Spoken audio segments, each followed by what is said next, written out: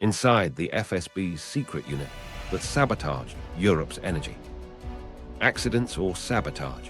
Europe's energy map doesn't lie. Flows shift, maintenance windows open, and suddenly a pipeline fails.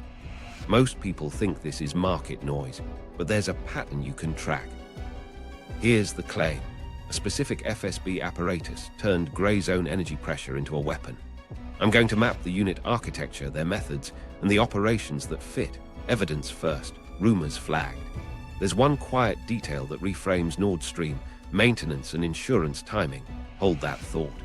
I'll draw hard lines between what's provable and what's plausible. Now, if the doctrine is intent, who builds the operators tailored for ambiguity?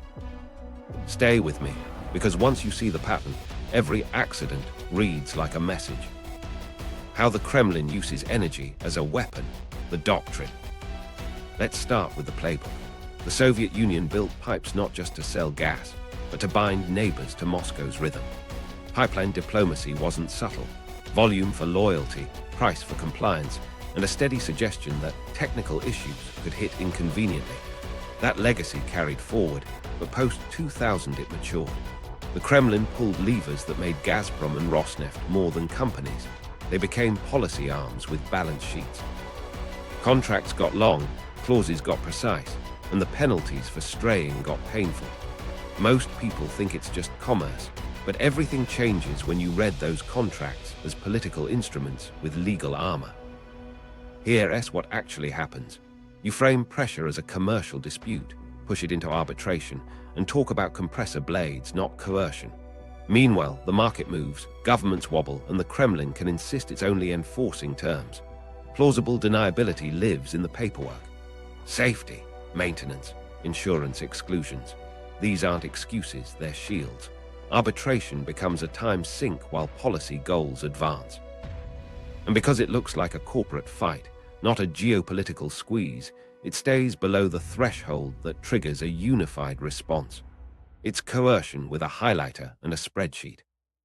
But here's where it gets interesting. The cutouts aren't just lawyers.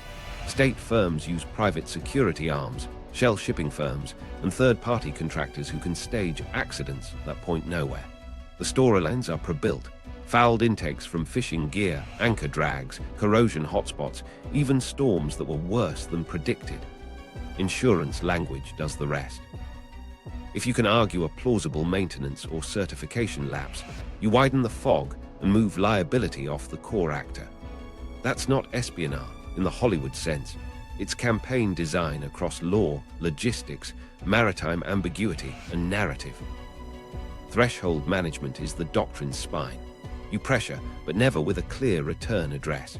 You harm, but not enough to invoke Article 5 or guarantee attribution. When escalation approaches, you pause, reframe, and resume under a different pretext. The result is a string of reversible actions, volume cuts, reroutes, temporary outages that signal power without owning the blow. Energy becomes a dimmer switch, not an on-off lever, and that dimmer is operated at opportune political moments. Elections, sanctioned debates, winter forecasts, LNG contract cycles. Each dialed down notch is a message and a market move. We've seen it in the real world. Ukraine transit disputes that coincided with broader political standoffs. Belarus valve games that looked like calibration errors but lined up neatly with policy demands. Baltic pressure where flows thinned while legal teams flooded arbitration channels. None of these alone proves a covert operation. Together, they show a habit. Apply pressure in spaces where maritime zones and insurance clauses create legal fog, and always tell a technical story the public can't easily parse. Most people think energy infrastructure is boring. That boredom is the camouflage. Now, doctrine doesn't execute itself. To make gray zone pressure work, you need a tool that crosses seams. Commercial contracts, industrial safety, maritime logistics, and covert tradecraft. You need operators who can stage a deniable accident, and analysts who can anticipate how a 10% flow cut shifts spot prices and leans on a coalition debate. You also need gatekeepers inside state firms to open the right maintenance window at the right time. That's intent fusing with capacity. Consider the roles. Gazprom and Rosneft can set the legal pretext. We're waiting on a certified turbine. The insurer suspended coverage. The safety inspection flagged corrosion. The ministries echo it. State-friendly experts amplify it. Meanwhile, in the background, a security arm can inspect a segment, a contractor can survey a route, and a regional office can verify compliance. If a cable gets nicked or a compressor goes out, it's the weather. If a ship lingers oddly near a critical node, it's routine research. The frame holds because audiences expect complexity and accept technical jargon as a wall. The doctrine also values feedback loops. Trial a nudge, reduce capacity under a maintenance rationale, and watch the market. If prices spike and political pressure mounts, you sustain the nudge. If attribution risk rises, you walk it back with a fix found press note. This is signaling with built-in deniability. It's not random. It's iterated pressure shaped by quick intelligence on sentiment, inventory levels, and headline risk. Everything is reversible until it is. And that's the shadow line Nordstream crossed. Before the blasts, the pattern stayed mostly in reversible territory. Maintenance windows, turbine disputes, certificate holdups, and carefully messaged reductions. It set the stage. Europe learned that a stamped approval or withheld insurance could move billions and stress alliances, and Moscow learned how quickly markets react to technical talking points. When the seabed shook, it wasn't a new idea. It was a harder variant of the same doctrine. Use ambiguity to force strategic choices. The point wasn't noise. It was fear, precision-timed uncertainty that makes leaders hesitate. So intent is clear, energy is leverage, and legal technical narratives are the cover. The question is execution. Who has the mandate to mix counterintelligence, corporate pressure, and covert tradecraft? Who can move from a desk in Moscow to a maintenance tender in the Baltic without leaving a clean line of attribution? That's where we move from doctrine to the operators designed for ambiguity. Inside the FSB architecture, who does what? Start with the split everyone confuses. GRU is military intelligence, foreign, kinetic, battlefield shaping. SVR is external espionage, long-game recruitment, and political influence overseas. The FSB's mandate sits differently. Internal security, counterintelligence, and the grey space where domestic leverage bleeds into foreign pressure, especially around critical infrastructure and economic nodes. When energy becomes a coercive instrument framed as safety or compliance, the FSB's blend of legal authority, industrial reach, and covert tradecraft makes it the natural hub. Inside Lubyanka, the Economic Security Service, SEB, matters first. On paper, SEB fights economic crime and protects strategic sectors. In practice, it polices and influences the arteries of the economy: energy, transport, heavy industry, finance. SEB has standing relationships with Gazprom's security directorate and Rosneft's security arms, plus regulatory agencies that control certifications. That means when a compliance audit or safety inspection needs to open a maintenance window or close it, SEB can nudge the process with official letters, informal calls, or a quiet visit. Next, the Counterintelligence Service, DKR. Most people think counterintelligence is about catching spies, and that's true, but it's also about controlling access. DKR can vet who gets near compressor stations, subsea projects, and maintenance tenders. They clear or block foreign contractors, screen divers, and run background checks that double as leverage. If you want to build deniable operations, you start by shaping the pool of people who can plausibly be on site. DKR creates a map of trusted cutouts and exploitable liabilities. Then there's the Information Security Center, ISI, focused on cyber, telecom, and data. That's not a random add-on. Modern pipelines are data-rich systems.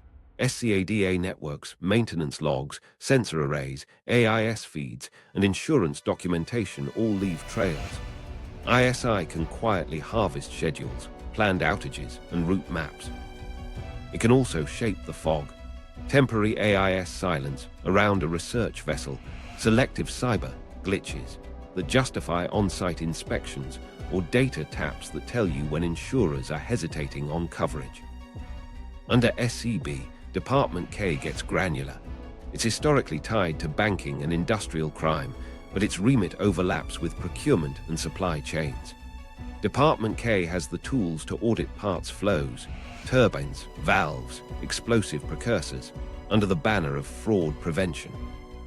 That's where denial-friendly explosives can be acquired under industrial or mining cover, and where paperwork can be massaged so that if anything surfaces, it looks like a routine purchase for seismic surveys or demolition training. Service M is the FSB's liaison function across ministries and key enterprises. Think gatekeeper and fixer. Service M can formalize cooperation agreements, arrange joint drills, and embed security officers inside corporate structures as advisors. Those embed spot access windows, an upcoming dry dock, an ROV charter, a third-party inspection contract. Once you see the windows, you can align operations to them or engineer new ones with a polite recommendation about risk mitigation. What about hands-on capability? The FSB does have Spetsnaz and technical centers, less famous than GRUs, but trained in protective security that shades into sabotage-adjacent skills. Underwater capabilities exist for counter-diver defense and infrastructure security exercises. Those skills transfer. Explosive ordnance work, framed as counter-terrorism tests, becomes a way to practice clamp placement, initiation systems, and ROV handling. Electronic warfare cells monitor maritime emissions and deconflict low-signature comms during sensitive tasks. Regional UFSB offices, the oblast-level branches, matter more than people think. They manage local ports, divers, and contractors. They can hire environmental survey teams, approve drone flights, and steer municipal agencies. In the Baltic regions, UFSB coordinate with border guards and coast services, ensuring that if a vessel loiters near a sensitive point, the right people look away or look in the wrong direction. That local muscle makes national planning actually executable. Now the coordination nodes with state firms. Gazprom security isn't mal cops. It has maritime assets, ROV access through contractors, and legal authority to secure its facilities. Rosneft's security arm is similar on the oil side. These teams routinely run drills, risk assessments, and inspections with FSB oversight. During those activities, data is gathered, routes are surveyed, and equipment is tested under legitimate cover. If you want to map seabed geometry near a pipeline, call it an integrity check. If you need to pre-place innocuous hardware, call it a sensor calibration. Funding and cover flow through procurement fronts, consulting firms that sell, safety audits, logistics companies that charter vessels, and NGO-like outfits that run marine research.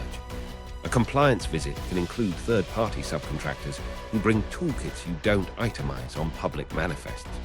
Payments move via litigation budgets, emergency maintenance funds, or risk management line items. Even if auditors ask later, the ledger reads like due diligence under sanctions and safety pressure. Communication stays low amid. Briefings happen in person, phones leave rooms, and tasking rides on one-time pads or hand-carried notes. Operational details are compartmented. The team that arranges port access doesn't know charge timing. The divers don't know narrative rollouts. The corporate liaison only sees an insurance clause argument. If something leaks, it sounds like disconnected bureaucracy, not a plan. So from desks in Lubyanka to steel on the seabed, this is the skeleton. SEB sets the economic frame, DKR controls access and people, ISI manages data and fog, Department K shapes supply chains, Service M glues it to ministries and state firms, Regional UFSB localize the action, and Spetsnaz technical cells deliver skills under security cover. It looks like protection. Used right, it's pressure without a signature, and it's designed to make opponents doubt their own timelines and choices. The Gray Zone Playbook against energy infrastructure. Let's make Gray Zone concrete. On pipelines, it means actions calibrated to be reversible, deniable, and timed. You don't level a system, you introduce friction, a valve that sticks, a sensor that fails, a compressor that overheats. The effect looks like normal industrial noise, but the sequence and timing create leverage. If it bites politically, you keep the pressure. If attribution risk climbs, you flip the switch back and point to a maintenance log. Think in effects, not just damage. Disruption is obvious, reduced throughput or temporary shutdowns, but signaling is just as valuable. A quiet outage during a sanctions vote says, we can make this worse. Data theft adds a targeting layer. Grab maintenance schedules, inspection routes, and SCADA alarms so future nudges land precisely. Trigger a safety scare, gas detection spikes, corrosion alerts, and watch regulators restrict operations for you. And when markets are jittery, even a rumor moves prices. A timed, technical announcement can be a profitable trade. Now the legal fog.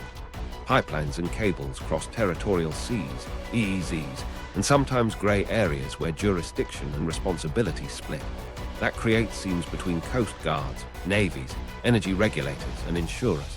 If an incident happens in an EEZ, coastal states have rights, but foreign-flagged vessels complicate enforcement. Add insurance clauses, exclusions for war, sabotage, negligence, and maintenance lapses. If you can frame an event as poor upkeep or an unfortunate anchor drag, insurers and operators fight each other instead of asking who planted a charge. Narrative preparation starts weeks or months ahead. You seed plausible causes, announce corrosion mitigation plans, flag minor compressor issues, or publicize a fisheries conflict near the route. When the event hits, you have ready-made explanations. Fishing gear fouling, anchor drag, metal fatigue, a storm cell. These aren't random excuses. They're pre-built storylines that fit the paperwork. If a survey picked up seabed debris last quarter, you reference it. If a certification lapsed under sanctions pressure, you point there. The audience sees complexity and defaults to accident. Proxies make the story breathe. Contractors with legitimate access can place sensors, mark coordinates, or unknowingly scout routes. Divers for hire trained for industrial tasks can be tasked through layers of brokers and fronts. Local fixers arrange berth space, fuel, and storage for survey equipment. None of them need to know intent. Their names appear in port records and invoices, building a mundane paper trail. If investigators circle back, they find familiar companies and routine services. The real edge is the feedback loop. Trial a minor disruption, say a compressor outage framed as a safety precaution, and track market moves, media narratives, and diplomatic chatter. If the price spike produces political concessions, you repeat with slight variation. If it draws too much naval attention, you pivot to a cyber glitch that justifies onshore inspections instead. The playbook is iterative. Push, read, recalibrate. Everything is modular. Delivery options sit on a spectrum of risk. Low risk, information ops and legal levers that slow certifications and insurance approvals. Medium risk, physical accidents created by anchor drags, snagged trawls, or preposition debris that a routine tow can nudge.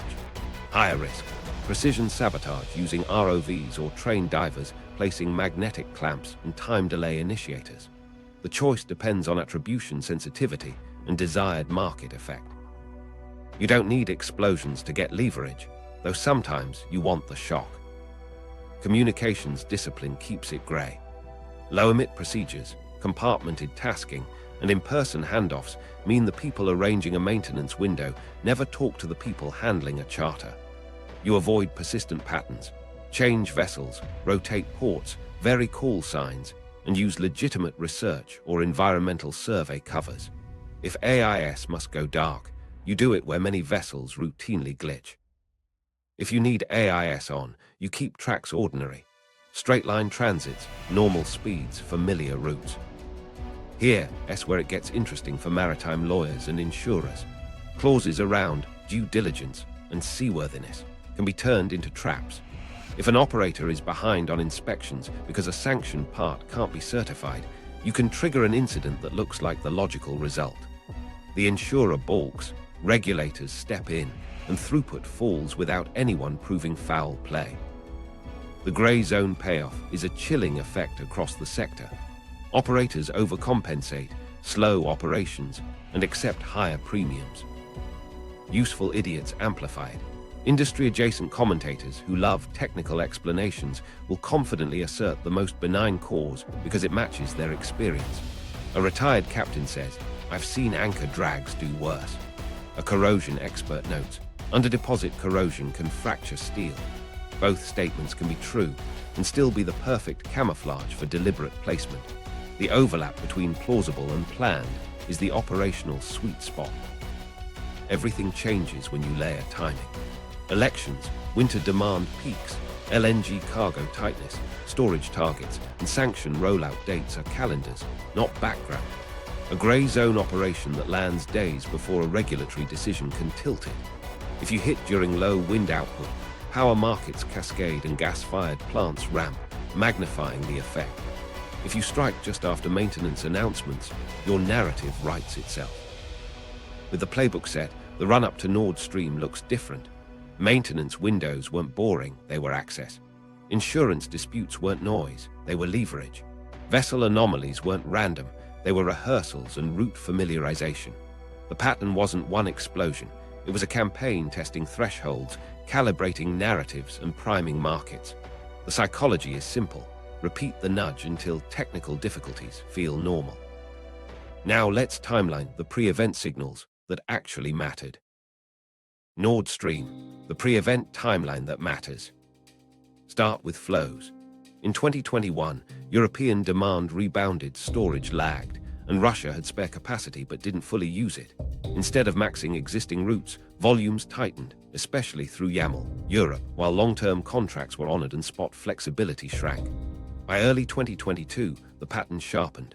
Pipeline deliveries were technically within contract, yet the optionality that stabilizes markets evaporated. That's pressure without a headline. Then the maintenance windows began to matter. Compressor station work on Nord Stream was flagged as routine, but the turbine saga at Portavea created a pretext factory. Sanctioned components, certificates awaiting approvals, shipping delays, and OEM paperwork that couldn't travel cleanly. Each awaiting documentation, note justified lower throughput. Most people saw red tape. In a pressure campaign, paperwork is a lever you can pull quietly. By spring, sanctions friction scaled the leverage. If a sanctioned turbine couldn't be certified or insured, operators had to reduce capacity to meet safety and insurance obligations.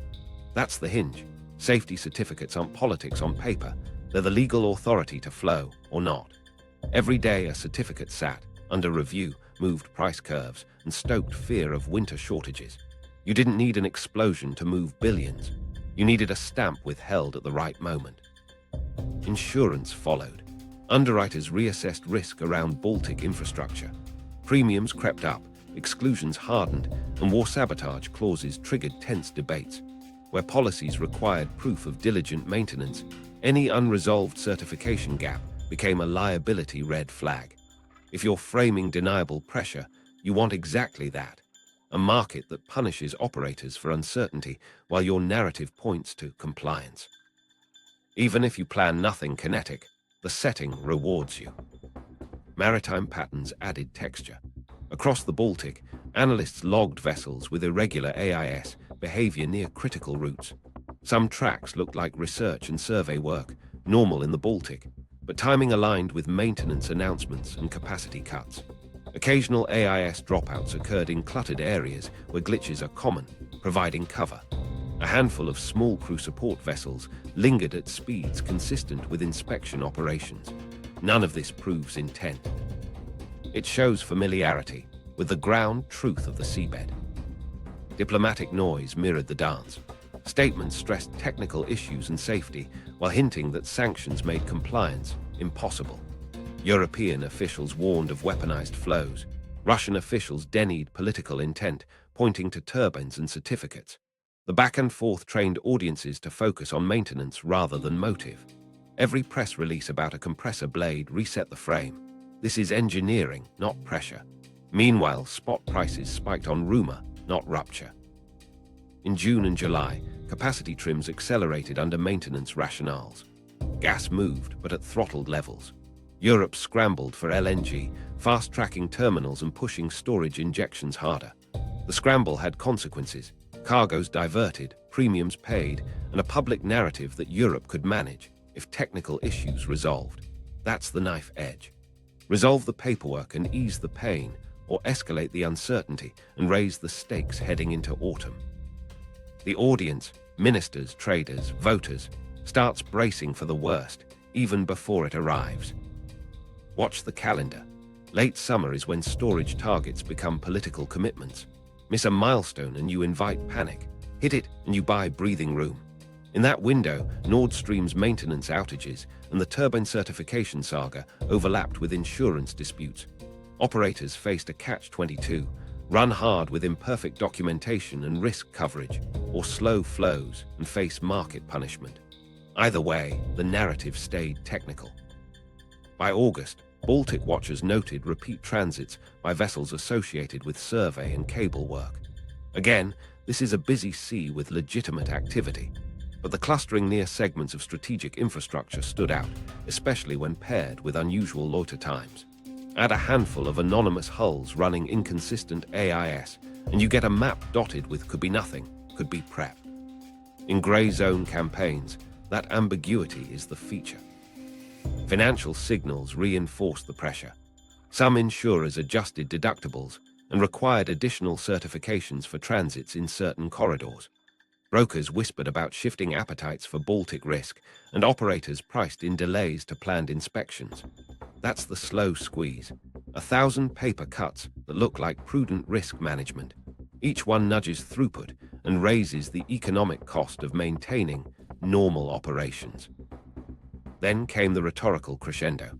Public warnings about potential sabotage circulated alongside confident statements that systems were safe if maintenance protocols were followed. Russian spokespeople leaned on the turbine story. European ministers insisted the problem was political.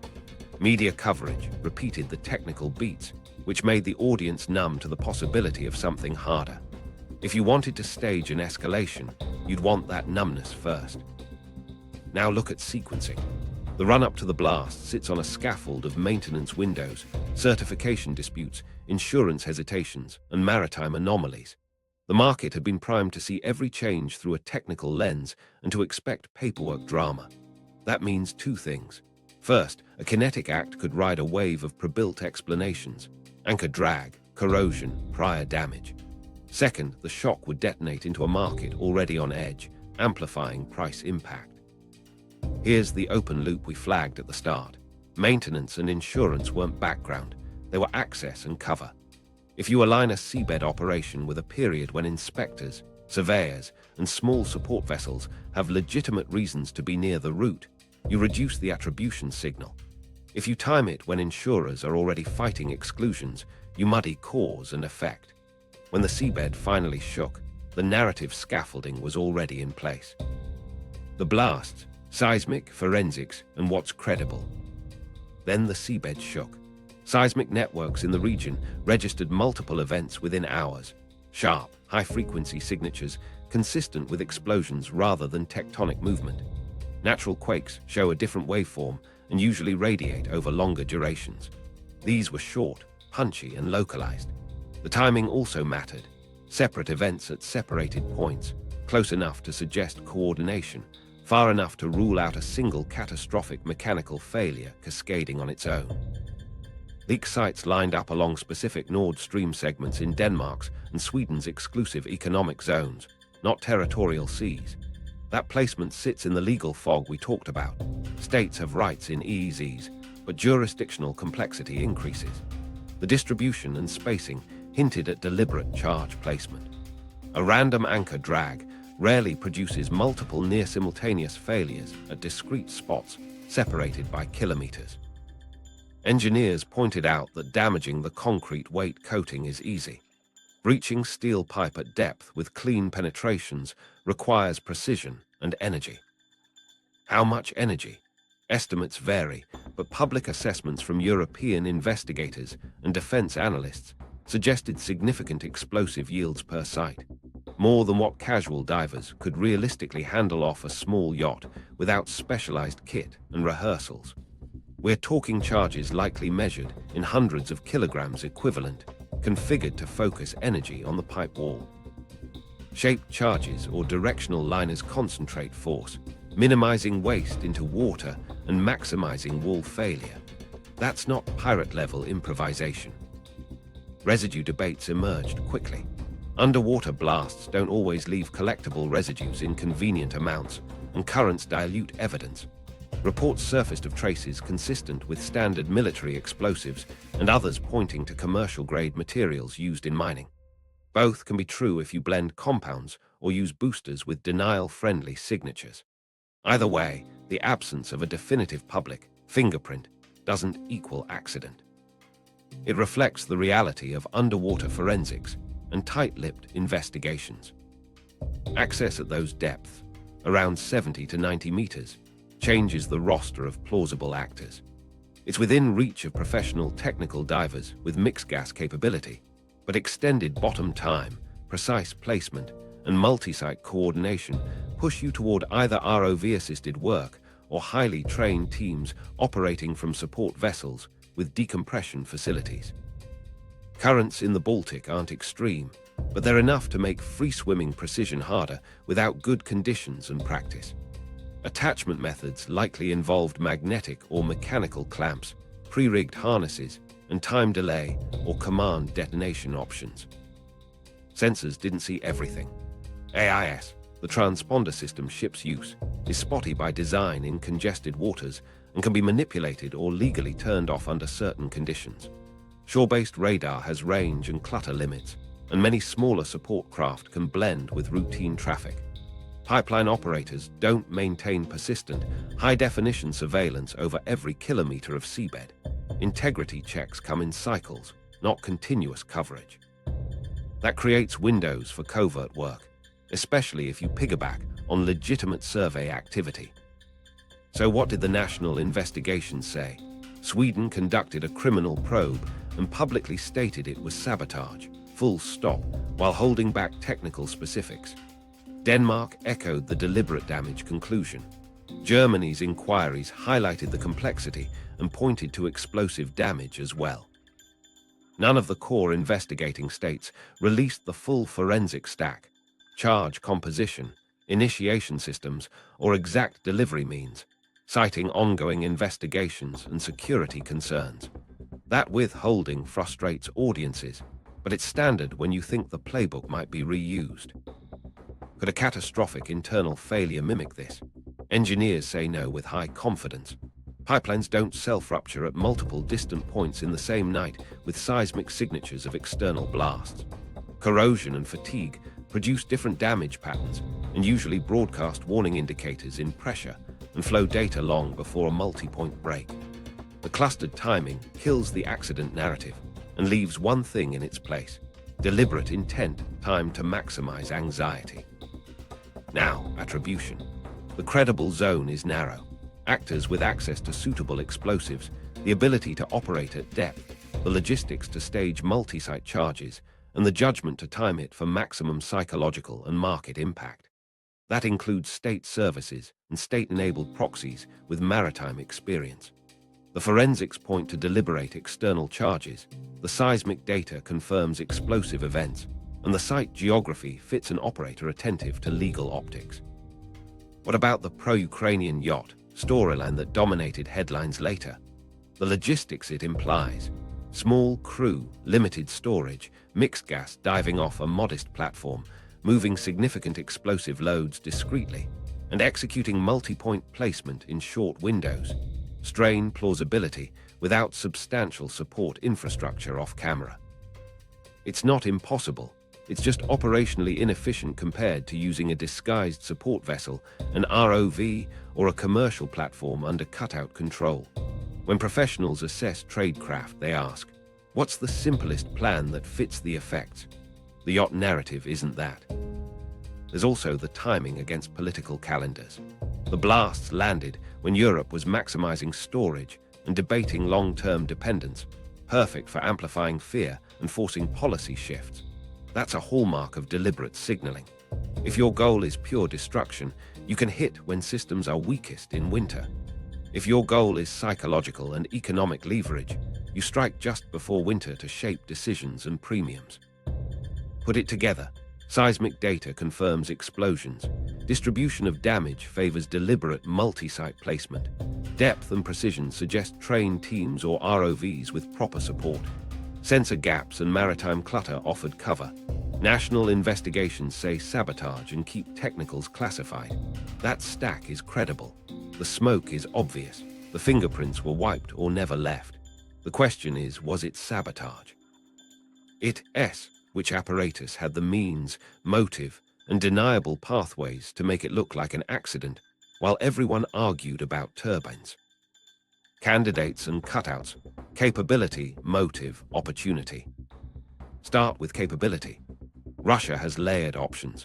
Navy-affiliated dive teams, FSB technical units with infrastructure, protection, skills that transfer to placement, GRU elements with proven underwater competence, and state-enabled commercial contractors who own ROVs and survey gear. They can stage multi-site charges, manage mixed gas diving, and hide logistics under routine maritime work. Ukraine-linked actors have motivation, some SOF diving capability and Western training access, but sustained, deep-water, multi-point operations demand platforms and support that are hard to conceal without friendly coastal infrastructure. Western SOF, US, UK, Nordics, can do this in their sleep, but motive and alliance politics complicate that scenario. Private divers exist, but scale and precision require state-grade enablers. Now motive. Russia's motive fits a strategic pattern: raise Europe's risk premium, split allies, force long-term contractual dependence debates, and demonstrate reach while denying authorship. The market effect, spiking prices and insurance turmoil, aligns with leverage. A deterrence layer appears too, show that seabed infrastructure is touchable. Ukraine's possible motive would be to sever a symbol of dependence, reduce Russia's future leverage, and lock European support. But it risks alienating partners if attribution lands and the cost-benefit calculus isn't clean. Western services would have little to gain from detonations that roil allied markets and hand Moscow propaganda. Private actors could chase profit from volatility, but access and tradecraft make that a low-confidence path without state backing. Opportunity filters narrow the field. You need access windows that match maintenance or survey activity, favorable weather, and traffic patterns that can mask loitering. The Baltic's density of legitimate research and cable work creates cover, but stitching together multi-site placement requires synchronized movement or prepositioning. Here, state proximity to scheduling data, who's inspecting, when a corridor's active, which vessels are in play, becomes decisive. That tilts toward actors with inside visibility on maintenance calendars and insurer demands, not freelancers guessing from public AIS. Tradecraft tells matter. The multi-point timing keyed to political calendars and market sensitivity signals an operator thinking in strategic effects, not just sabotage. Charge size and placement imply rehearsals and seabed familiarity, likely from prior surveys or piggybacked integrity checks. The narrative environment, heavy emphasis on technical causes, turbines, certificates, was primed before the event. An actor who curated that storyline would be best positioned to ride it. That circles back to a bureaucracy that blends economic leverage with covert capability and legal camouflage. So FSB versus GRU. GRU has a kinetic pedigree, ports, cables, covert sabotage in conflict theaters. If the aim were a military-style op with less concern for commercial optics, GRU is a fit. But when the effect integrates insurance clauses, certification disputes, corporate compliance, and deniable accident narratives, the FSB's economic security ecosystem has the edge. SEB's ties to state firms, DKR's access control, ISI's data, and service, liaison give the FSB the exact levers to align a physical act with a paperwork storm. That doesn't exclude GRU support.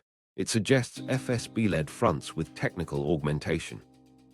Enter cutouts.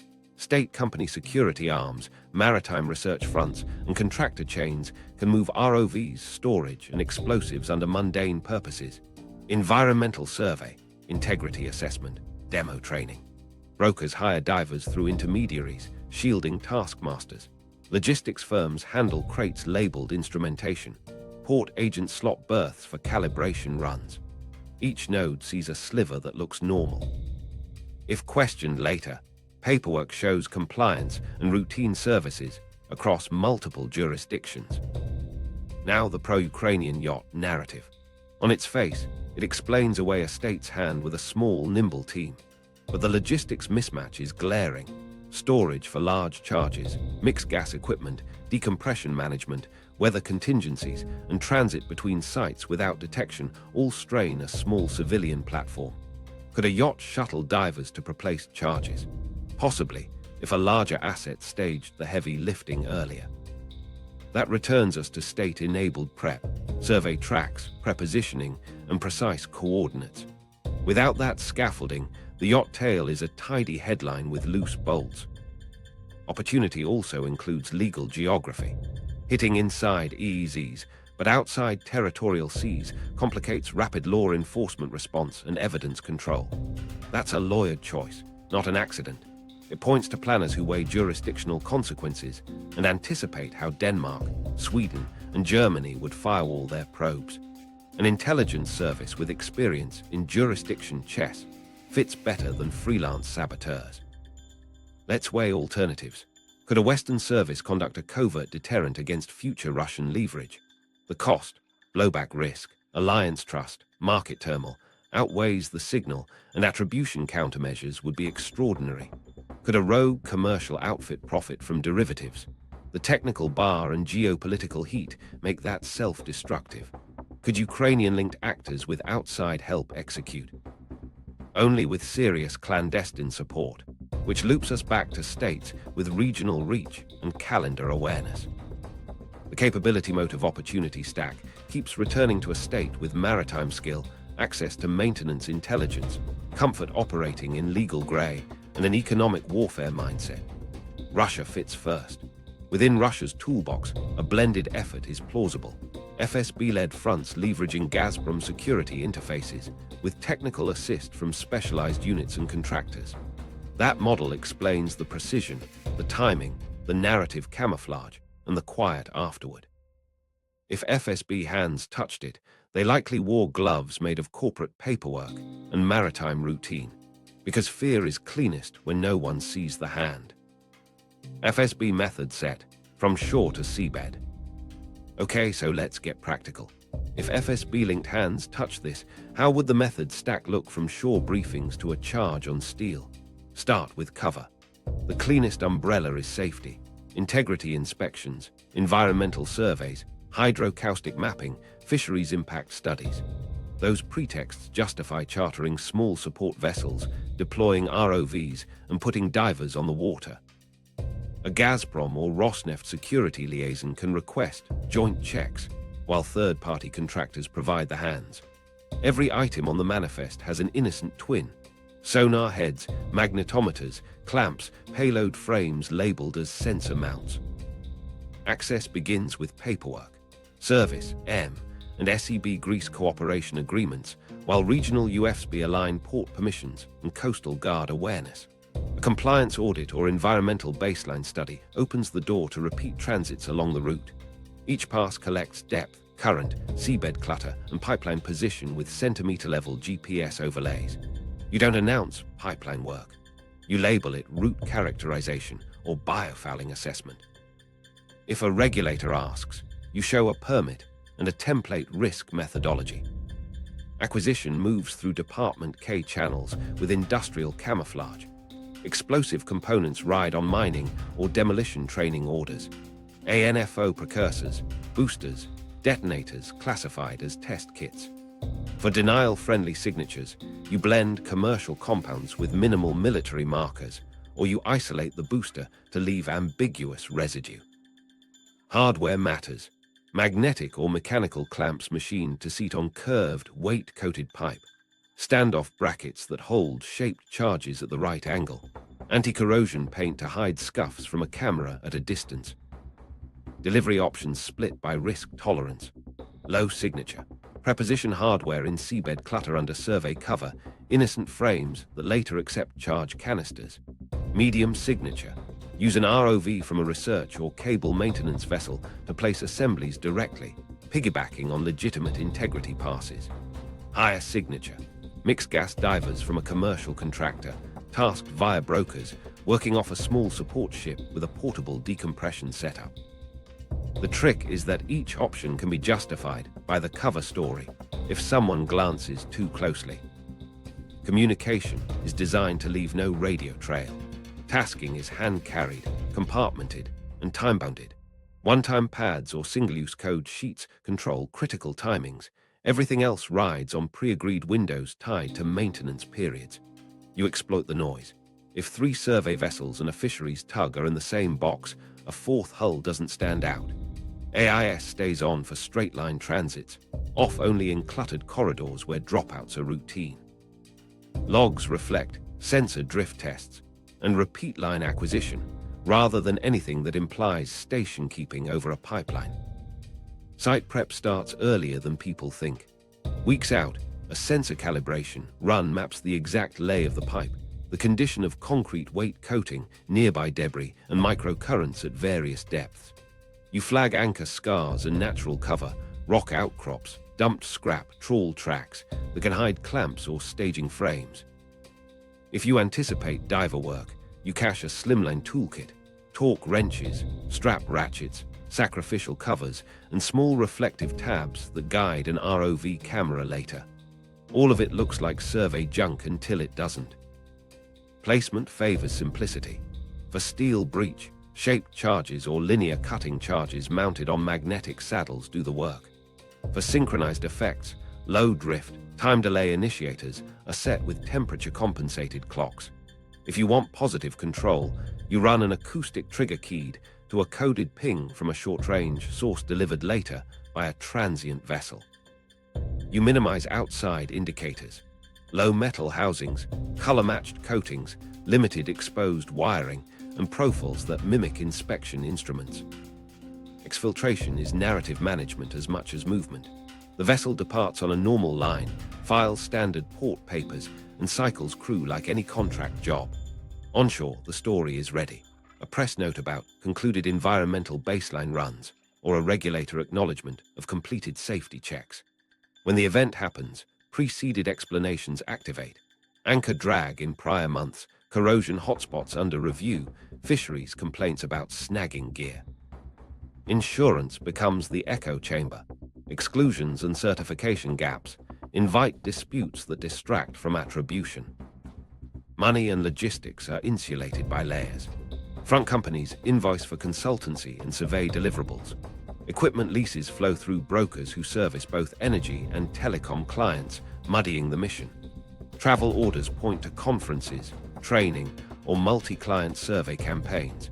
If an investigator later pulls threads, they find a web that looks like ordinary industrial activity, not a bespoke plot. Risk controls matter. Whether windows are non-negotiable, if currents or visibility degrade, you delay and blame sensor noise. Red teams inside the apparatus test the cover story. Could a port official understand the cargo? Does the equipment list pass a casual inspection? Are there unique serial numbers that tie components to restricted suppliers? Answers must be clean before anyone touches water. And if an audit looms, you sanitize. Swap hulls, rotate contractors, purge tooling that can't be explained. Finally, timing stitches shore to seabed. You align placement with maintenance pauses, certification disputes, or declared outages so presence near the route looks normal. You schedule initiation for maximum psychological effect, right before a policy vote, just after a storage milestone, or on the cusp of winter pricing. Then you go quiet. The simplest tell is chatter. Disciplined silence is the method's last mile. Silence makes the market write the story for you. Pattern across Europe, the energy sabotage mosaic. Look at the map after the blasts, and a pattern starts to glow. Norway and the UK didn't wait for certainty. They surged patrols around pipelines and power interconnectors, pushed P-8 flights over the North Sea, and put special attention on gas fields feeding Europe. That wasn't theater. Operators were reporting unusual contacts, fishing vessels loitering where nets don't make sense, and support craft showing up with scientific excuses that didn't match their gear. When navies burn flight hours, it's because their threat picture sharpened. In the Danish and Swedish EEZs, the air and sea picture got noisy in subtle ways. Platforms flagged drones with ambiguous profiles. Small, low, and hard to track, sometimes seen, sometimes inferred from sensor quirks and thermal hits. On a calm night, a single quadcopter over a platform can map layouts, camera arcs, and access ladders. Add unusual flights, unregistered transponders, altitude skims, and you have reconnaissance without a return address. None of it screams sabotage by itself. Together, it's casing. Then there's ground truth onshore. Rail substation fires and transformer blouds popped up in clusters that overlapped with energy pressure peaks. Electrical faults happen, but electrical engineers quietly note when the failure rate outpaces expected curves, or when damage patterns suggest deliberate stressors. Metal theft as a cover, arc flash signatures that don't match a random short. Transportation nodes matter because they move turbine parts, cable spools, and ROVs. Slow the rail and you slow maintenance, which conveniently extends temporary outages. Cables took hits too. The North Sea and Baltic are a web of fiber and power links for offshore wind and interconnectors. Partial cuts, degraded throughput, and sudden outages rippled through provider logs. An anchor can cut a cable, sure, but 2 cuts days apart on routes discussed in public tenders. That smells like a message. Your seabed is accessible. Offshore wind export cables saw unexplained alarms and integrity checks pulled forward. Every diverted inspection vessel is a vessel not guarding something else. Ports and tankers added their own anomalies. AIS spoofing painted ships where they weren't and erased loitering where they were. Some tankers reported anchor drag incidents uncomfortably close to critical nodes, then filed paperwork that read like insurance positioning more than genuine surprise. Tug movements around certain berths hinted at quiet transfers of equipment under tarp, perfectly normal in a busy harbor, except when paired with subsequent research sorties to the same sea boxes. NATO's response was the tell. Vigilance statements stopped being generic. Joint patrols with mine countermeasure vessels showed up in press photos. Exercise scripts suddenly included diver interdiction, seabed mine-like object hunts, and rapid repair drills for subsea infrastructure. Those aren't sexy for the public, but they're exactly what you rehearse when you expect contact with deniable actors. Industry felt it too. Liaison cells linked operators with intel teams, pattern of life feeds got richer, and some countries quietly funded persistent acoustic arrays along high-value corridors. Here's where the mosaic sharpens. Timelines sync. A drone report near a platform precedes an insurance rider changing terms on that asset. A cable interruption coincides with a spike in day-ahead prices and a political vote on subsidies. A port's odd traffic week lines up with a platform's unscheduled safety stand-down. You could call it coincidence until you count how many times it happens. Think about how a grey operator would test defenses. Start soft, probe response times with drones, catalog which Coast Guard shows up and how fast. Map the legal reflex, who claims jurisdiction, which ministry speaks, what language insurers use. Nudge cables to see repair timelines and contractor availability. Spread thin the few specialized vessels that can fix everything from fibers to export cables to shallow pipelines. If one region ties up those assets, another becomes vulnerable by default. That's economy of force strategy on the seabed. Meanwhile, European industry hardened. Operators doubled patrols, added thermal cameras, and hired more ROV hours for route integrity sweeps. Some installed simple, smart fixes, reflective markers at known access ladders, acoustic tripwires in approach lanes, and geofenced alerting for AIS oddities. Insurance markets adjusted, not just on price, but on behavior conditions. More audits, stricter maintenance logs, and proof of surveillance coverage. Those demands cost money and time, the exact friction a coercer once multiplied across dozens of companies. Energy policy absorbed the shock. Governments accelerated LNG terminals, not just for supply, but to reduce single-point seabed exposure. Redundancy became a budget line. Looped grids, alternative landing points for import cables, cross-border repair stockpiles, and shared pools of specialized tools. The EU talked about a Seabed Infrastructure Act, and navies began treating pipeline and cable corridors like guarded sea lanes. That reframes strategy. Protecting energy becomes a maritime security mission, not only a corporate duty. But the pattern kept throwing curveballs. After a high-profile patrol announcement, incidents cooled in that area and popped elsewhere, indicating responsive adversaries reading the news as carefully as traders. Some anomalies looked like decoys, obvious AIS glitches to draw attention, while a quieter platform did route familiarization a few miles away. When investigators backtracked, they found local brokers who booked berths for environmental sampling and small firms with thin histories renting out dive gear. Nothing illegal on paper, everything useful in practice. The mosaic's most important piece is tempo. None of these actions alone force capitulation. Cumulatively, they add a risk premium, pull resources, and shape decisions months later. A jittery market pays more. A stretched navy misses a rehearsal or delays a deployment. An operator budgets for surveillance instead of expansion. And a policymaker, seeing the fragility, opts for deals and concessions that reduce exposure. Grey zone sabotage isn't a knockout punch. It's pressure that never quite gives you a clean target to hit back, and that lingering uncertainty is the point.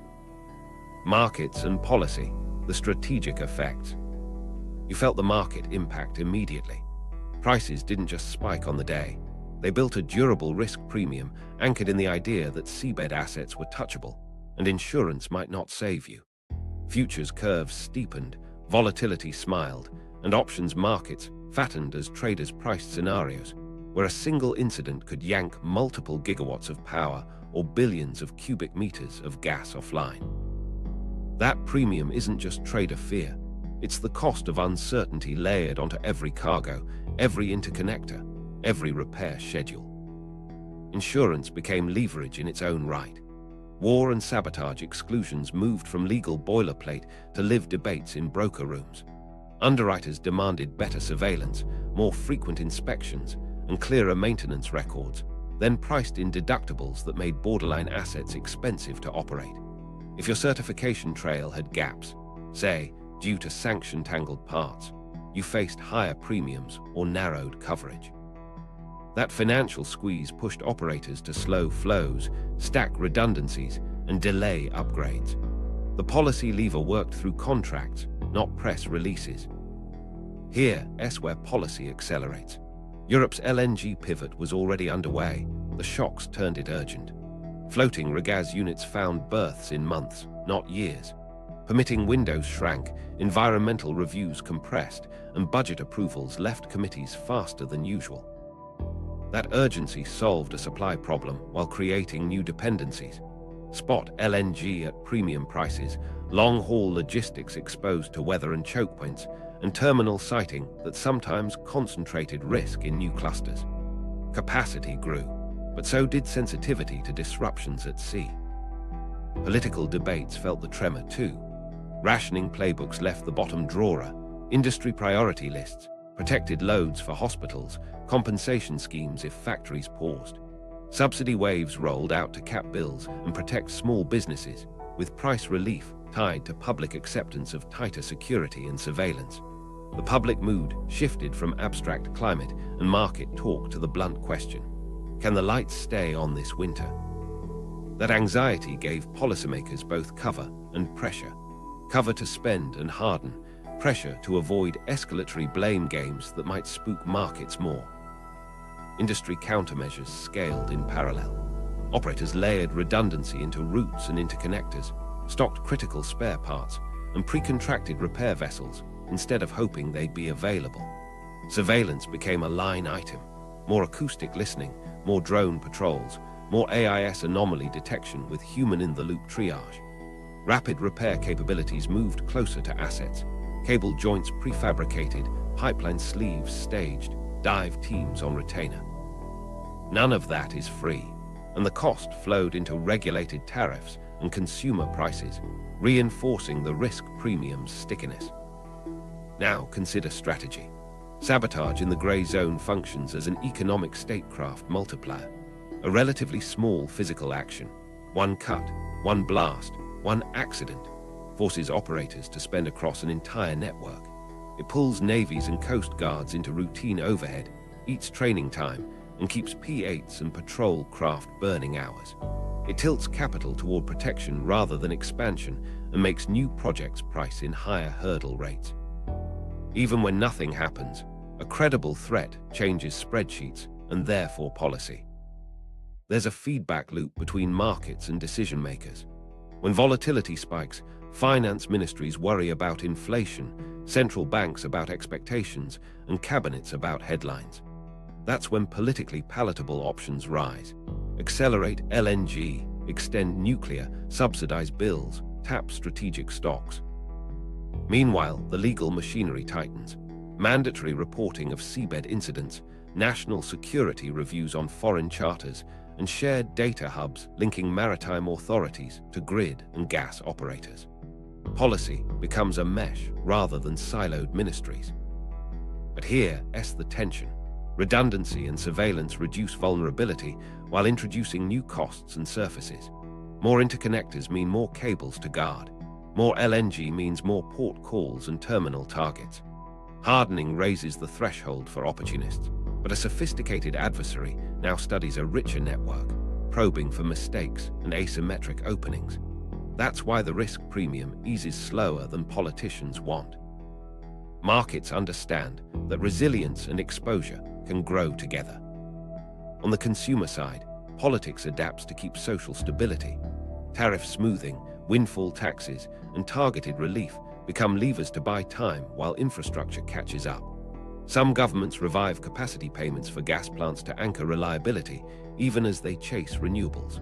Others fund black start capabilities and grid-forming tech to ride through shocks. These are not ideological swings so much as crisis governance.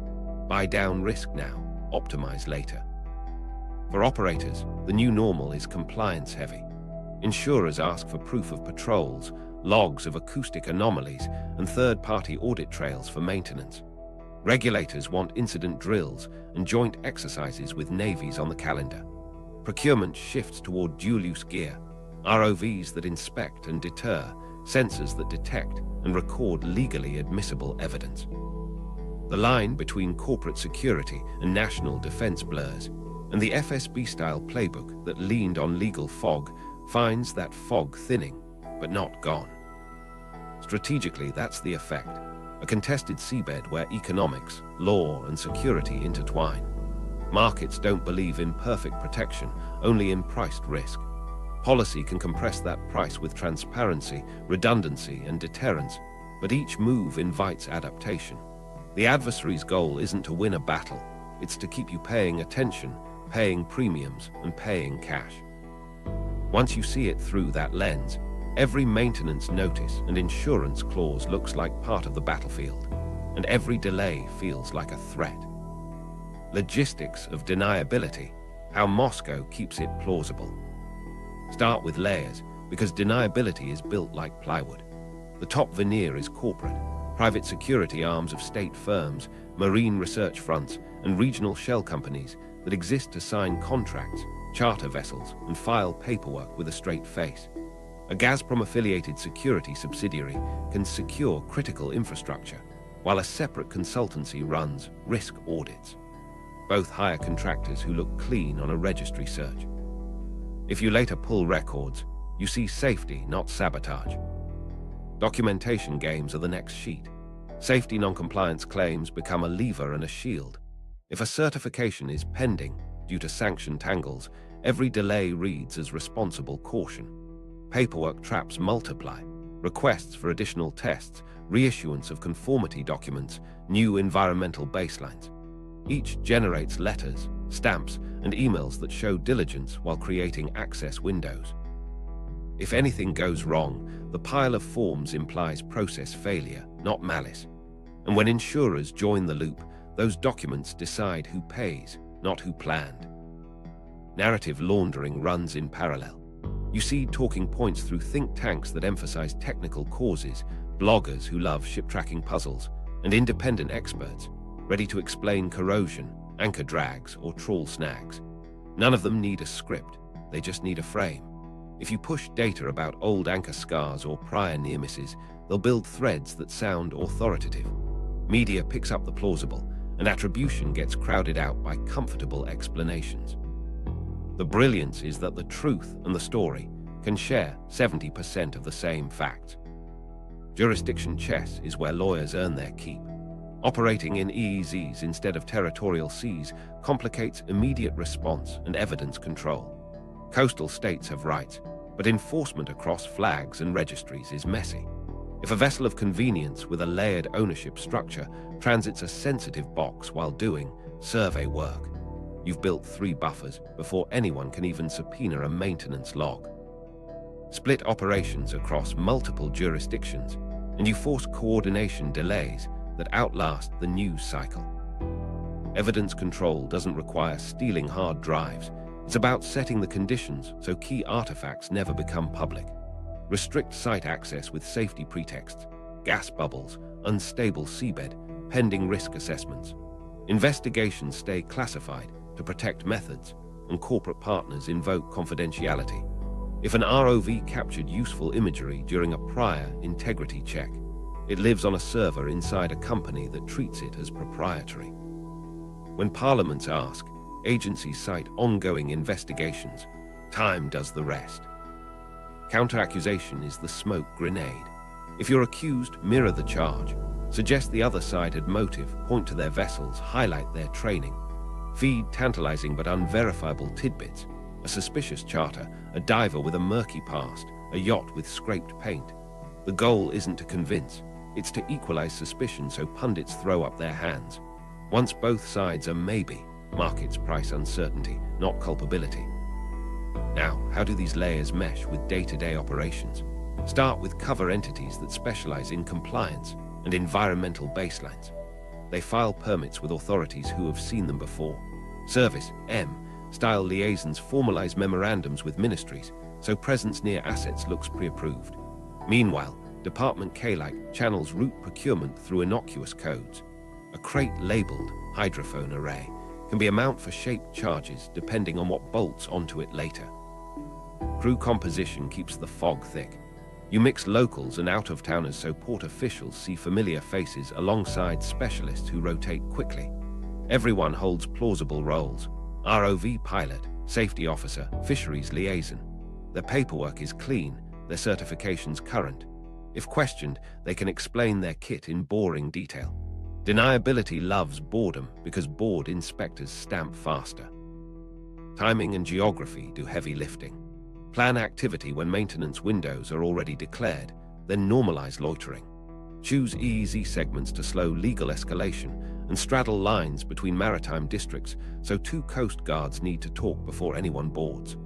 Align transits with fishing seasons or cable lay campaigns to blend into maritime clutter. If AIS must dip, do it in a congestion zone where signal loss has a history. On the communication side, you avoid persistent identifiers. Contracts run through brokers who also service telecoms and wind farms, scattering your trail across industries. Email domains are generic, file naming is dull, and task details move by courier. Operational terms are replaced with project labels. Phase B, Line 3, Segment North, so even a leak sounds like planning jargon. If law enforcement scrapes inboxes, they get scheduling noise. Insurance is both carrot and camouflage. You comply publicly with stronger conditions, more inspections, more sensors, while quietly steering when and where those checks occur. If something needs to be done near the route, you anchor it to insurer demands, making it look like risk mitigation. After an incident, the claims process pivots to exclusions, negligence debates, and subrogation. That legal trench war absorbs attention that would otherwise chase actors. When investigators inevitably surface, you pivot to cooperation mode. Provide logs that confirm routine activity, share sanitized ROV clips that show nothing, and point to earlier notices about hazards along the corridor. Offer experts who can testify to mundane risks. Highlight your compliance record, your drills, your certifications. The message is, we did everything right in a hard environment. That tone disarms without admitting anything. Finally, you manage the exit. Dissolve a shell here, merge a consultancy there, rotate the broker network. Rebrand vessels, repaint hulls, repaper ownership through a new holding company.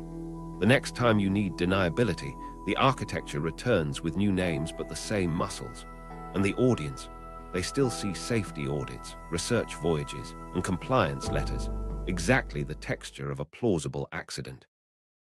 Western CI and naval responses. What shifted after 2022? Everything changes when the threat surface becomes the seabed. After the blasts, Western counterintelligence and navies shifted from episodic awareness to persistent tasking. Patrol tempos rose across the North Sea and Baltic. Maritime patrol aircraft, P-8s, Atlantique 2s, flew tighter orbits over pipeline corridors and interconnectors. Surface combatants carried extra helicopters and towed sonars, while mine countermeasure vessels added seabed object identification to routine sorties. The quiet shift. Tasking orders redirected flight hours from classic ASW to infrastructure mapping, building acoustic baselines so anomalies stand out. Counterintelligence surged liaison with industry. Energy operators got cleared points of contact inside national security services. Daily or weekly briefs fused AIS anomalies, radar returns, drone reports, and port movements into digestible threat notes. Instead of siloed data, utility here, Coast Guard there, Navy elsewhere.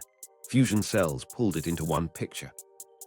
Offshore platform security managers started receiving pattern-of-life snapshots, which small craft typically loiter near their assets, which research hulls are legitimate, and which call signs behave oddly. Legal and attribution frameworks hardened. Before 2022, a cable cut or platform intrusion often fell into commercial dispute territory. Post-2022, governments published thresholds. Repeated interference with seabed infrastructure could trigger national security responses, not just regulatory fines. Joint statements by NATO and EU bodies clarified that sabotage on critical energy links, even in EEZs, could warrant collective consultation. The point wasn't to promise Article 5. It was to shrink ambiguity and raise the political cost of accidents. Exercises adapted fast. Navies ran diver interdiction drills around mock platforms, practiced rapid identification and neutralization of mine-like objects, and rehearsed escorting repair ships through constrained waters. Coast Guards trained boarding teams to handle research vessels with specialized gear, ROV cages, dive racks, magnetometer frames, without tipping sources. Cross-border exercises simulated multi-jurisdiction incidents. A cable nicked in one EEZ, a suspicious charter in another, and evidence custody handed off without gaps. The message to adversaries: seams are thinner. Technology filled gaps. Persistent AIS receivers on offshore wind turbines and platforms closed blind spots. Acoustic arrays, fixed and mobile, logged transients along pipeline corridors. Machine learning flagged low and slow loiter patterns that human watchstanders miss. Commercial satellite providers upped tasking on the Baltic and North Sea, with SAR imagery catching dark hulls in bad weather. Navies experimented with autonomous surface and underwater patrol craft to sweep lanes economically, freeing frigates for deterrence presence. Arrests and raids exposed edges of the cutout networks. Police rolled up sabotage-adjacent cells with false IDs, seized storage units full of industrial dive gear and suspicious survey equipment, and audited front companies that booked berths for odd hours. Some cases looked mundane: document fraud, export violations, but the patterns matched. Procurement of mixed gas kits, portable decompression tents, non-standard explosives precursors labeled for demolition training. Financial crimes teams traced payments from consulting shells to brokers servicing both telecom and energy clients. Industry didn't just receive intel, it pushed back. Operators installed more cameras at approach ladders, added tamper-evident seals on subsea gear, and deployed tripwire sensors, acoustic, magnetic, near high-risk segments. Some chartered their own small craft for unannounced perimeter runs. Inspection cycles tightened. More frequent ROV passes, spot checks after storms, and immediate review of AIS around any detected anomaly. Repair contracts added hot standby clauses to guarantee vessel availability, even at premium rates. That readiness cut adversary advantage by shrinking response windows. Policy codified the new posture. Several states required mandatory reporting of seabed incidents within hours, not days, to centralized hubs where analysts could cross-reference other signals. Port authorities received checklists for scrutinizing research manifests. What kit is normal, what deserves a second look, and how to sample cargo without tipping legitimate projects into delay hell. Insurers were looped into classified briefings enough to adjust risk models without breaching sources, aligning premiums with real exposure rather than rumor. But here's the important nuance. Western services avoided over-militarizing commercial lanes. The goal was saturation without suffocation. You saw more uniforms at sea, but also more plainclothes audits in ports, more quiet interviews with dive shop owners, and more background checks on contractors bidding for integrity surveys. Counterintelligence teams map social networks, who cruise with whom, which brokers appear in too many sensitive tenders, which shell firms recycle directors. The output was targeted friction. Certain charters delayed, specific hulls shadowed, particular companies told no. The adversary adapted, so Western playbooks added deception. Honeypot tenders advertised integrity checks with attractive rates, baiting front companies. Decoy beacons on non-critical cables lured curious ROVs into recorded boxes. Randomized patrol schedules denied pattern exploitation. Meanwhile, public messaging calibrated pressure. Enough transparency to deter and reassure markets, not so much detail that it handed Tradecraft lessons back to the saboteur. Did it work? Incidents didn't vanish, but their tempo and effect shifted. Response times shrank, repair windows shortened, and attribution confidence crept upward in classified channels. Markets noticed the floor under panic, spikes softened faster. That's the early win. The structural win is cultural. Energy security became a standing intelligence requirement, not a crisis add-on. And that sets up the open loop we planted earlier, maintenance and insurance. With the surveillance net tighter, those paperwork windows matter even more. So let's close that loop next. The maintenance insurance trap, the quiet trigger. Here's the quiet trigger everyone skims. Maintenance creates lawful access, and insurance creates lawful hesitation. When an operator schedules integrity checks, survey runs, or compressor overhauls, small vessels, ROVs, and contractors get routine proximity to assets. That proximity is gold. If you're running a grey operation, you don't force your own window. You step through the one the paperwork already opened. Maintenance does more than move ships. It sets narrative guardrails. Inspectors on site, tools in the water, and temporary configuration changes turn anomalies into expected noise. A vessel sitting near a pipeline during a declared outage doesn't raise eyebrows, and an AIS blip looks like a routine glitch. That's your camouflage for prepositioning mounts, rehearsing routes, and collecting final measurements that make later placement quick and precise. Insurance is the other half of the trap. Policies hinge on seaworthiness and due diligence. If a certification is pending because a sanctioned turbine can't get an OEM stamp, insurers can require reduced throughput or deny coverage at full capacity. Operators then throttle flows to stay within the policy. From the outside, it looks like safety caution. For a coercer, it's leverage. Shift blame to insurers while market fear does the heavy lifting. Sanctions friction turns a technical hiccup into a strategic lever. With certificates slowed or withheld, every day of awaiting approval is permission to keep valves half closed. If something later fails, the insurer's first instinct is to litigate negligence and exclusions, not to allege sabotage. That legal trench war is time-consuming, fact-heavy, and public-facing. Perfect for burying intent beneath clauses and expert testimony. Meanwhile, the operator adopts conservative settings, compounding the pressure. Timing is the tell. Align a maintenance window with a certification dispute, and you've stacked narratives. Presence near the route is justified, and reduced capacity is mandated. Add a weekend, bad weather, or a regulatory holiday to slow oversight, and you've built breathing room. If a kinetic action is coming, you schedule it where the most plausible explanations already exist. If no kinetic action is planned, the paperwork alone can depress flows and stoke markets. Nordstream's prelude showcased this choreography. Turbines awaiting documents, insurers revising terms, maintenance outages declared, each a legal reason to be there and a legal reason not to flow. That overlap reframed intent. Even if a blast never happened, the structure still produced leverage. When the blasts did happen, they arrived in a world preconditioned to argue about safety and paperwork, not authorship. That's the trap functioning as designed. Incentives sit on two tracks. The political track is signaling, demonstrate reach, rattle markets, force debates about dependency and defense. The profit track is volatility. Price spikes reward positions that bet on scarcity and risk. You don't need to prove anyone traded on it to note the structural reality. Fear becomes a commodity. And fear is easier to sell when insurers, regulators, and operators speak the same cautious language for different reasons. Mechanically, how do you exploit the trap without broadcasting it? Start by mirroring legitimate maintenance workflows. Use the same port agents, book similar berths, and submit permits that rhyme with last quarter's surveys. Keep crew rosters boring, repeat a few names, rotate others. If a Coast Guard checks, they find familiar faces, familiar kit, familiar routes. The novelty threshold never trips.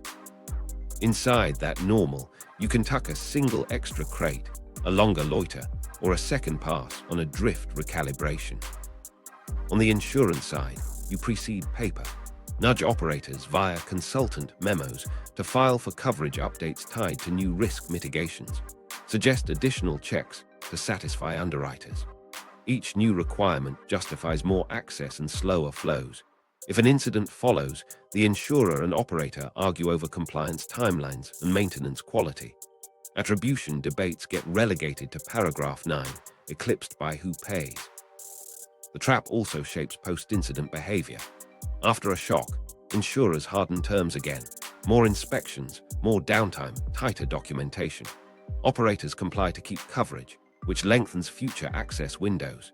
Regulators respond with expanded reporting obligations that, ironically, pull more data into processes that can be surveilled or gamed by an adversary with the right embeds.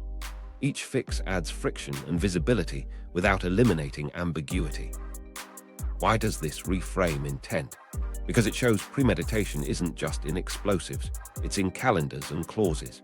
The maintenance window isn't neutral, it's an engineered opportunity. The insurance condition isn't passive, it's a lever to slow flows with a clean conscience. Put together, they let a planner design outcomes where even an accident pays dividends and a sabotage, if attempted, hides inside the very safeguards meant to prevent it. So bring it together. What's provable? Maintenance and insurance shaped operations and markets. What's likely? Adversaries aligned actions to those windows. What's noise? Tidy stories that ignore the paperwork scaffolding. The battlefield isn't only on steel, it's in the footnotes of a policy and the fine print of a permit.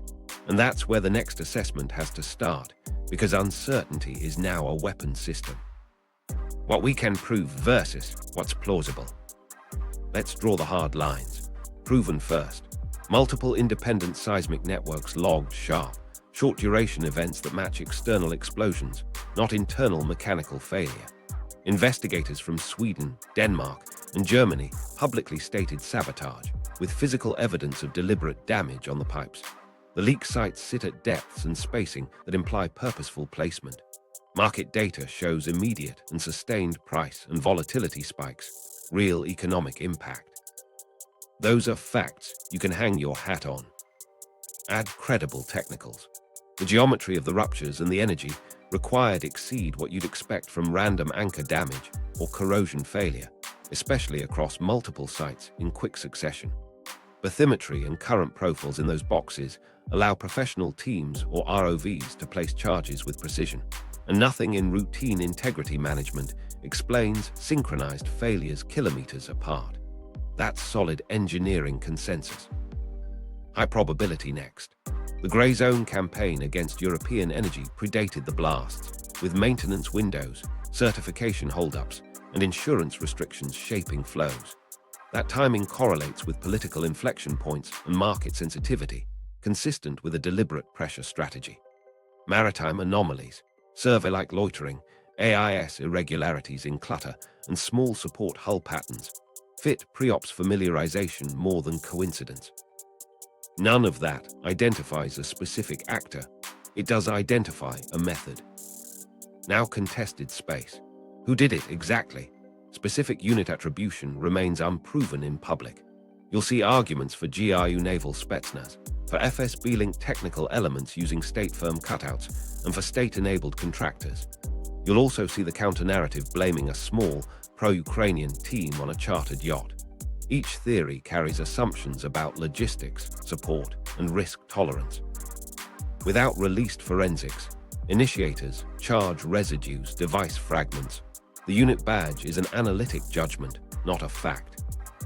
Delivery platform is also contested. Divers with mixed gas rigs could do it, but multi-site placement within tight windows favors either a larger support vessel or an ROV-capable platform masked as research or maintenance. The yacht scenario is operationally possible only if heavy work was staged earlier by other assets. That's a big if, and moves the theory back towards state-enabled scaffolding, not a standalone team. Low confidence bucket. Clean, cinematic stories that don't solve for charge mass, decompression logistics, or multi-jurisdiction movement are entertainment, not analysis. Leaks that neatly exonerate or implicate one party without technical granularity smell like information operations. Single-source claims about exotic explosives or secret divers operating from implausible platforms belong here until backed by verifiable detail. So how do we reason inside the fog? Use capability, motive, opportunity with deniability constraints. Capability, who can plan, source, and place multi-site charges at depth with precision while managing maritime cover and paperwork camouflage. Motive, who benefits from raising Europe's risk premium, signaling reach, and complicating alliance politics without owning the act. Opportunity, who had visibility into maintenance windows, certification disputes, and survey schedules that reduce attribution risk. And deniability, who consistently operates through corporate fronts, legal narratives, and jurisdiction seams. Run that framework. Multiple states have capability. Far fewer have motive aligned with the economic and political effects seen. Opportunity narrows to actors with privileged access to energy maintenance calendars and insurer posture. Deniability points towards services practiced in legal and corporate fog, not purely military sabotage. That's why analysts weight a Russia-linked apparatus, likely blended across services and state firms, higher than alternatives while stopping short of court-grade attribution. Guardrails matter. Stick to primary statements by investigating states for the sabotage finding. Use open-source maritime and market data for pattern recognition and treat anonymous briefings as color, not foundation. Separate what's classified and plausible from what's proven and public. Be explicit about gaps, device internals, exact initiation method, vessel of record, and command authority remain undisclosed. If those surface, update the assessment. Until then, keep probabilities, not certainties. One more check: incentives to misattribute. Every major actor has reasons to push or muddy a story. That's why the method's discipline, grounding in physics, logistics, law, and timing, keeps you from drifting into tidy narratives. When a claim ignores charge mass, bottom time, sea state, or insurance clauses, discount it. When it solves those constraints and fits the calendar, raise its weight, but don't round a 70% call up to 100. So where does that leave us? Proven, external explosions and deliberate damage with real market consequences. High probability, a grey zone campaign using maintenance and insurance as access and leverage, with pre-event maritime behavior suggesting prep. Contested, the exact unit and delivery platform. Low confidence, neat tales that don't carry the logistical math. The working model stays the same. Think like a planner blending corporate paperwork, maritime routine, and covert placement to buy deniability. That lens has predicted more right than wrong since the first compressor malfunction. And if you feel a little uneasy reading maintenance logs now, good. That means the pattern landed. Here's the takeaway. Energy isn't just infrastructure. It's a contested battle space where paperwork, timing, and deniable force shape strategy and price. If you want the next layer, names, tradecraft trees, and how Western navies are rewiring seabed defense, subscribe now. Then watch the deep dive on submarine sabotage networks queued up next. I map the platforms, the front companies, and the countermeasures you can actually verify. Hit subscribe so you don't miss the updates when new forensics drop.